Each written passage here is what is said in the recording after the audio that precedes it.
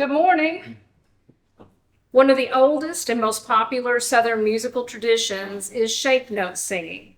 Held at Marshall County Courthouse on the fourth Sunday in May, the Big Singing has been an annual event since 1884. Next May will be the 141st Big Singing. To tell us about Big Singing Day in Benton, please join me in welcoming Jean Gilliland, President of the Society for the Preservation of Southern Harmony Singing. I want you to know we are thrilled to get to make this presentation to you because our local group of people that organize the Big Singing has been dwindling. The gray hairs are going, and we're needing more people to come in and help us. Big Singing for years, there was a lady who wrote a doctoral dissertation on our Big Singing. Her doctoral dissertation was Big Singing Day in Benton, Kentucky. It was a 1987 doctoral dissertation. Her name was Deborah Carlton Loftus. And the thing that I got from her dissertation was that Big Singing originally, as it was originally begun, it was begun because James Lemon came from North Carolina, and they had sung this out of this songbook. And the Southern Harmony, it was the name of the songbook. So when we're talking about singing Southern Harmony, we're talking about singing from a particular book, okay? And so anyway, at that time, he was afraid that they were losing it, that the old Southern Harmony singings that they had there in North Carolina, and now as he had moved to Benton, and with his family, that they were afraid that they were, it was just a lost art kind of thing. So they decided, let's just have a Big Singing, a Southern Harmony reunion. And so they sent invites out, and they had a gathering, and it went over really, really well. They had just planned for it to be 1 year. 1 year. And then they decided, well, we'll do it next year. Yeah, that was fun. Let's do it again. They did it the third year. And this just kept going. And what's funny is that Miss Margaret Heath, one of our lady matriarchs, I should say, she said she remembered as a little girl that it was dying out then. It's been dying for a long time, okay? But there are enough of us that love it so much that we keep it going. But shape note singing, okay. Now, if you have a book, if you have access to a book, in the beginning of it, you'll see a rudimentary section in it, and it will have the various shapes listed. If you can find one of those, let's see here. Yeah, it's on page 4 of my preface. But it's got the various staves, and it's got the fa, sol, la, mi, fa on it. You know that our scale, we know from The Sound of Music, don't we? Do, a deer, a female deer. It's do, re, mi, fa, sol, la, ti, do. That's not this, okay? In the Southern Harmony, the shapes are fa, sol, la, mi, fa. So there's only 4 shapes. You don't have to learn 7, you learn 4, okay?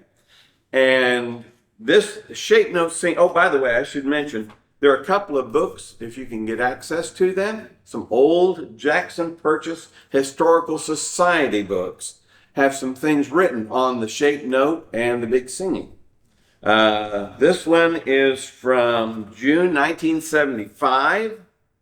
There was an article by Glenn Wilcox, America's Oldest Indigenous Musical Tradition.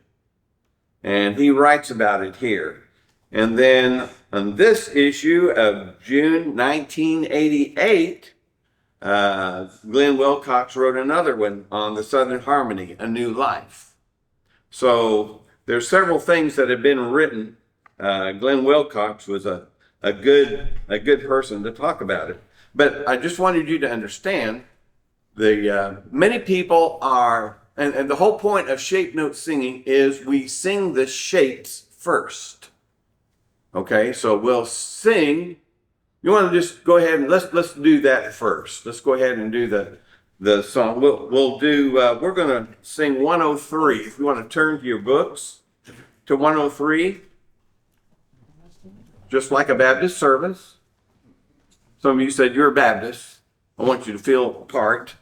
And you'll notice Holy Manna has over on the right-hand side, says this is a Baptist harmony. So you got to sing this, okay? But you'll see the various shapes. Have you ever noticed that? The shapes in a songbook? There are, in some songbooks, now modern songbooks don't have the shapes as much. The old songbooks did, and there was a reason for it. The old songbooks, many of us sang from, I sang from them, had the 7 notes, do, re, mi, fa, sol, la, ti, do shapes, okay? Instead of the fa, sol, la shapes. Well, if you'll look along here, the melody line is the middle stave. You see that? The middle stave. That's the notes that I'll be singing, okay? And then the bottom stave is the bass stave. And basically all we have now is a melody and a bass. Here, we don't have our counter to sing higher note, okay? But if one of y'all want to pitch in, more than welcome to. yeah, anybody want to volunteer, you're welcome to. Yeah, can. But we'll give you just a taste of it. The first time we're going to sing the shapes, okay?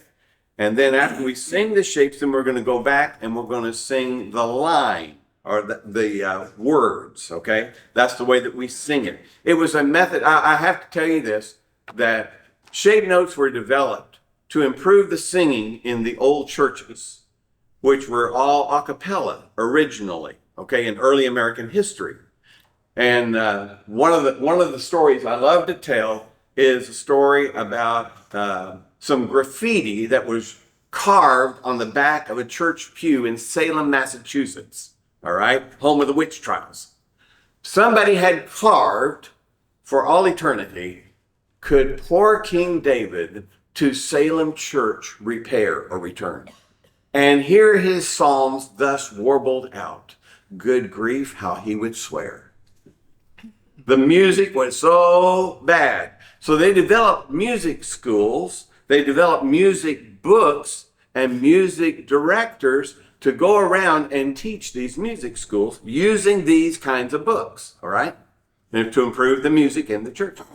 So we're going to sing I'm singing the second line, the middle stave. Gary will be singing the lower stave at the bottom, okay? And the rest will be singing with you. In fact, what I may do, I may switch back. I'll switch back to the bass, okay? Fa, sol, fa, sol. So, sol, la, fa, fa, sol, sol, la, la, sol, sol, la, fa, fa, sol, fa, sol, la, sol, fa. Down, left. Sol, sol, la, sol, sol, la, sol, la, sol, sol, la, sol, sol, fa, sol, la, sol, fa. Sol, fa, fa, fa, la, sol, fa. Sol, fa, fa, fa, la, sol, sol. Sol, sol, la, sol, sol, la, sol, la, sol, sol, fa, sol, la, sol, fa. Okay, by the line, down, left. Brethren, we have met to worship and adore the Lord our God. Down. Will you pray with all your power while we try to preach the word? All is vain unless the Spirit of the Holy One come down. Brethren, pray, and holy manna will be showered all around.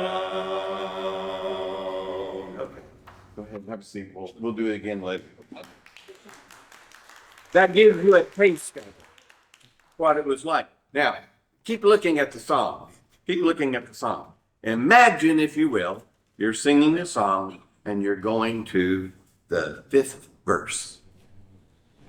So now you're singing the words over here and the music's over here. You see that?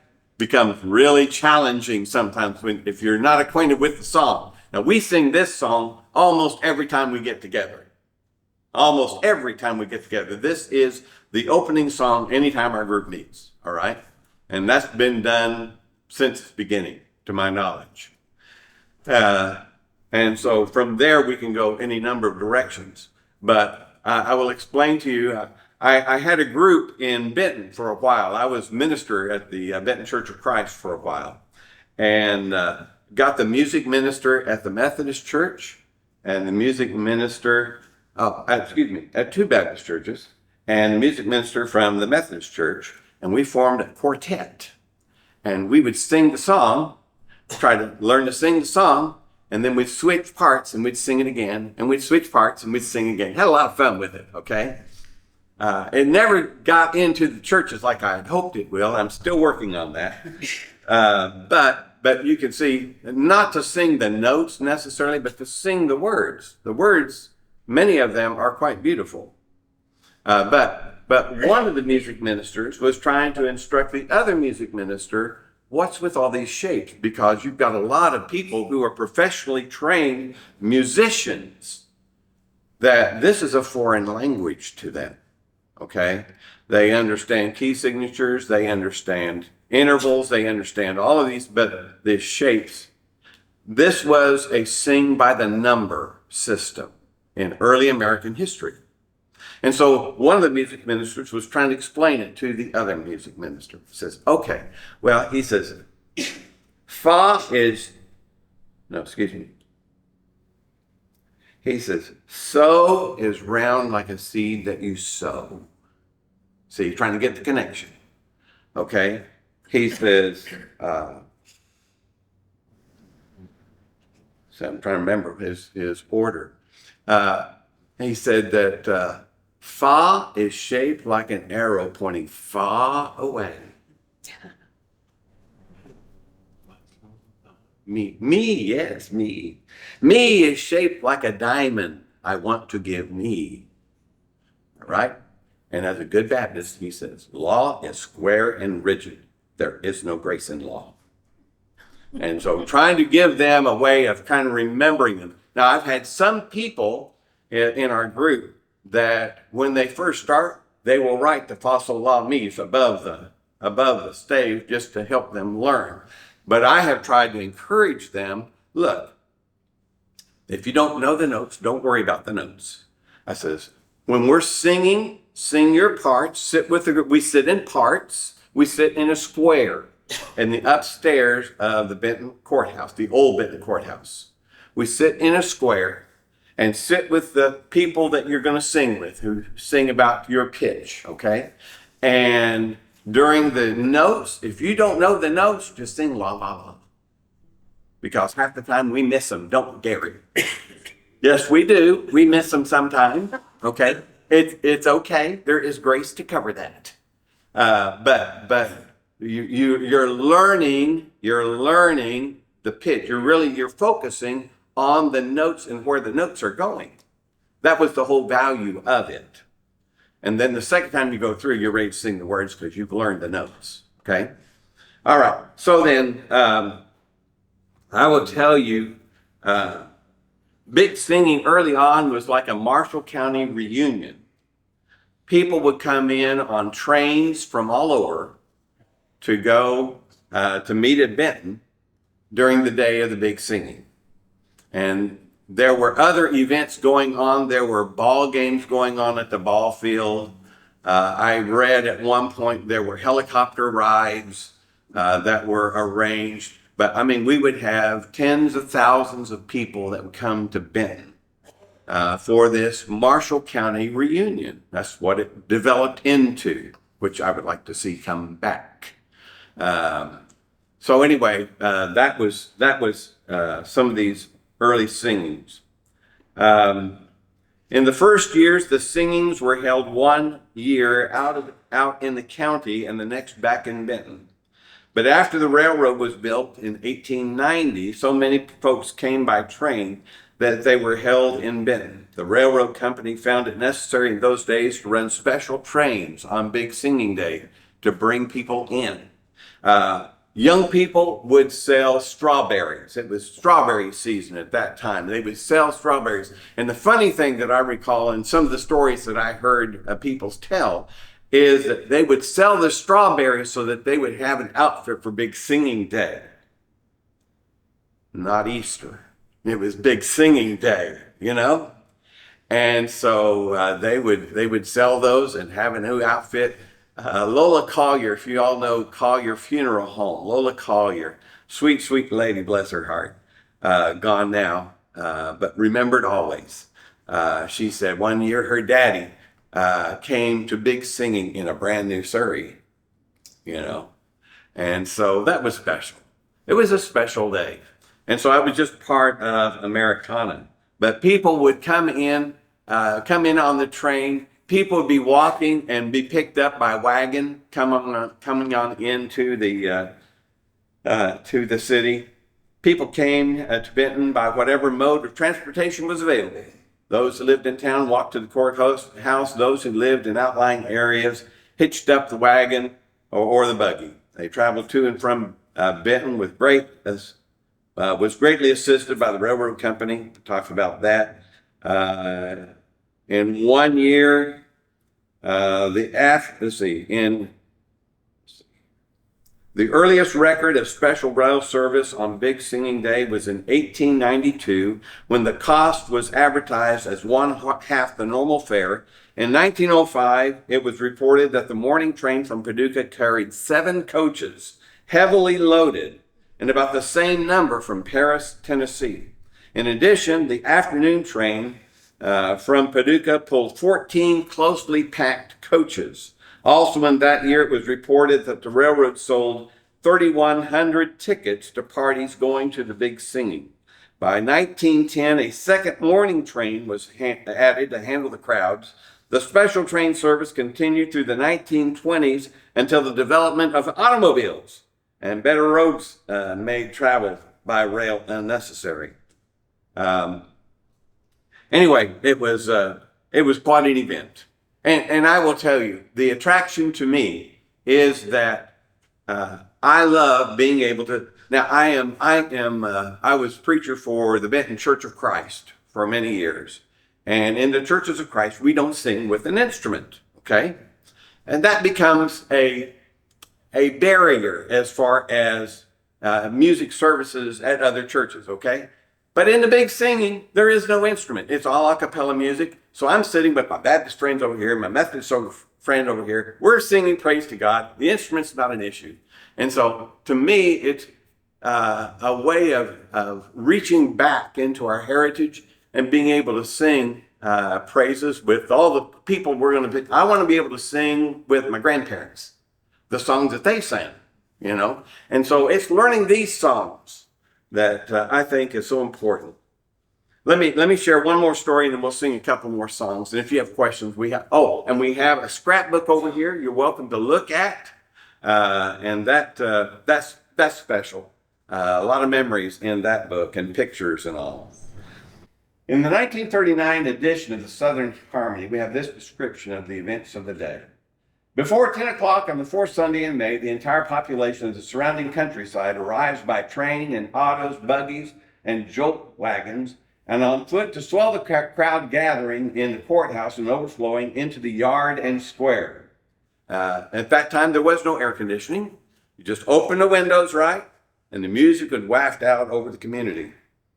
The program was quite simple, consisting of a mass rendition of the old hymns and ballads without instrumental accompaniment. The singing is directed by a chosen leader, and there is no prouder distinction.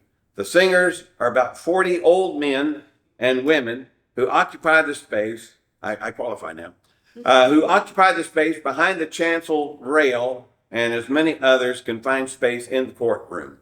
Promptly at 10 o'clock, the strains of Holy Manna are heard from voices quavering with age, but fervent with sentiment, and a determination that the beloved old song shall not die. The leader, always an elderly man, holds the book in his left hand and beats time with the right. The singers first go through the song, singing the notes fa, sol, la, mi. If the leader's familiar with more stanzas than appear in the book, he lines them out in the most approved manner. So it would be like, I would say, Amazing Grace, how sweet the sound, and you'd sing that line, Amazing Grace, that saved a wretch like me. And so he would line them out. That was the method that they would use. At 12 o'clock, the throng leaves the courthouse and gathers in groups on the lawn under the tree for the basket picnic. After dinner, the singers return to the courthouse and sing until 4 p.m. Only a few of those present at the first singing day, held in May 1884, are living today, and each year their ranks grow thinner. But the children and grandchildren have learned to sing the old songs, love them, and upon them rests the responsibility of keeping alive this ancient musical tradition. Carrie, would you, in 1973, there was a group, and Carrie is one that I know of. I don't know many more that are around. Ralph Paris. Ralph Paris was in. And one grew up in St. Louis. Okay. Okay. Any other. But anyway, they were invited to the bicentennial. It wasn't bicentennial. It was the bicentennial celebration. 73 was Kentucky's year to participate. Okay.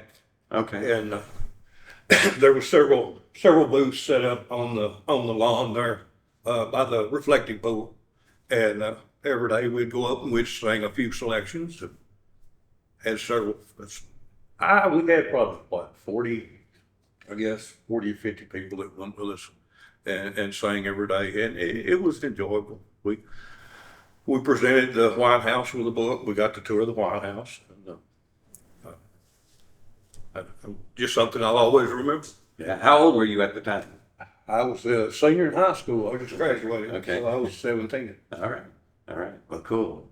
And it was at that time that the National Music Council designated the big singing in Benton, Kentucky as the oldest indigenous musical tradition in the nation. Also that year, Dr. Wilcox, which produced this book, he came to all the high schools in the county and presented a program and taught us how to sing. Well, I was the only one that knew how, because I had used this book and sat with my grandparents and sang these songs on the front porch. Yeah. It just means a lot to me. Yeah. Yeah. Thank you. Thank you. That's special. That you're cool. Yeah.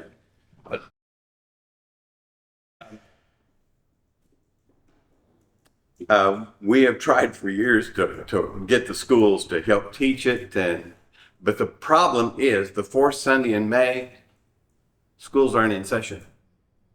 So people have gone to, vacation and that, so that's never worked out. We've tried it in college, we've tried it in high school, the smaller grades. Sometimes they will give some recognition to it, but it's never really caught on. So I'm convinced now that the way to go is through the churches.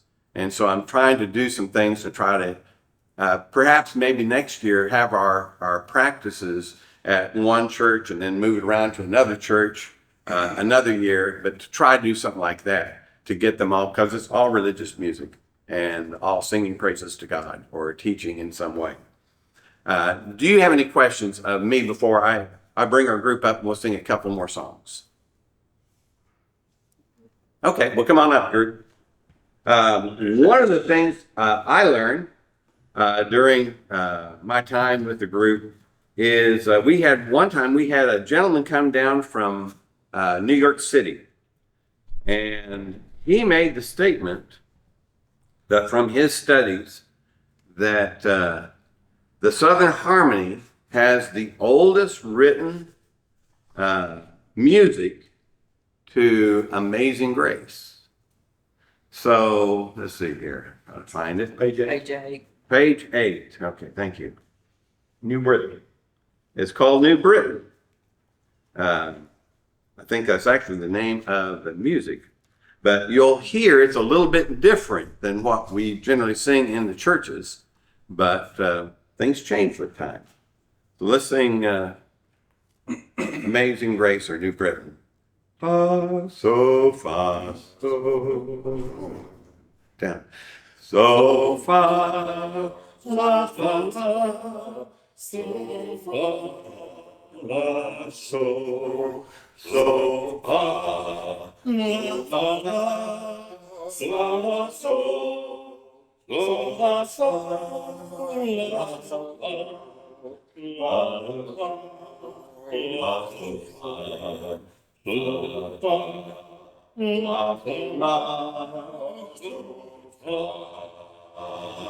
feel free to sing along if you like.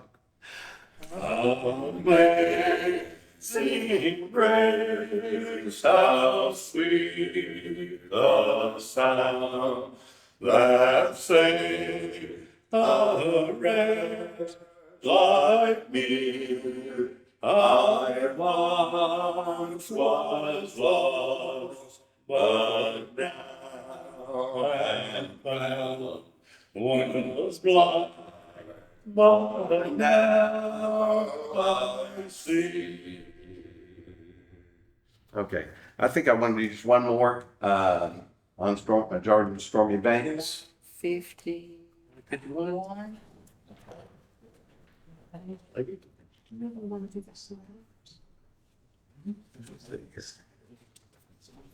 No. Nope, that's not it.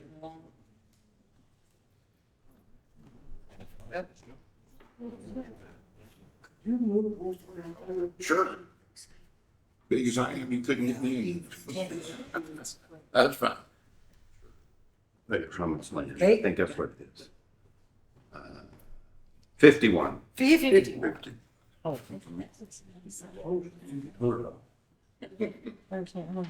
Okay. I love this one. How many of you know the song, On Jordan's Stormy Banks I Stand and Cast a Wishful Eye? Do you know that song? Okay. Well, this one, I like this because it's done in a minor key and it gives it a little more of a distant sound. So we're going to sing Promised Land here. La, by the note. La, fa, fa, fa, so, la, so, la, fa, fa, fa, so, la, mi, fa, mi, la, so, la, so, la, mi, la, mi, fa, so, mi, fa, mi, sa, so, la, mi, fa, mi, la, mi, fa, so, la, si, fa, mi, la. Okay, by the line. On Jordan's stormy banks I stand and cast a wishful eye to Canaan's fair and happy land where my possessions lie. I am bound for the promised land. I'm bound for the promised land. Oh, who will come and go with me? I am bound Let's repeat. I am bound for the promised land. I'm bound for the promised land. Oh, who will come and go with me? I am bound for the promised land. Very good. Thank you. Like I said, we've got a scrapbook over there. If you'd like to look over that. I will have to tell you, I've got to leave. I've got to take my wife to the doctor in Nashville. So I squeezed this in before I take her. Thank you. The others, y'all may be able to stay. Thank you, though. Thank you very much. Thank you.